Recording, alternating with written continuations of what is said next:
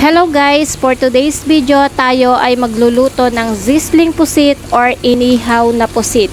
Paborito nyo rin ba ito? Lalong-lalo na sa inuman, swak na swak itong ating recipe for today's video. Sa isang malinis na bowl, naghiwa ako or naglagay ako dyan ng hiniwang luya, sibuyas, kamatis, dahon ng sibuyas, bawang. Naglagay din ako ng onion powder, ginger powder, garlic powder, salt, and pepper.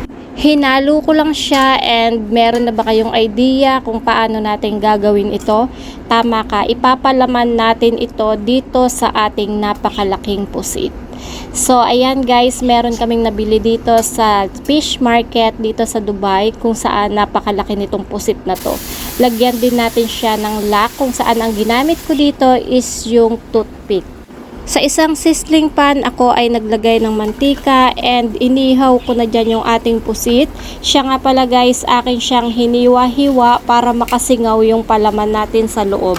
Ginamit ko palang sausawan dito is ang ating toyo at kalamansi. Naglagay din ako or naghiwa din ako ng pinong sibuyas and sili.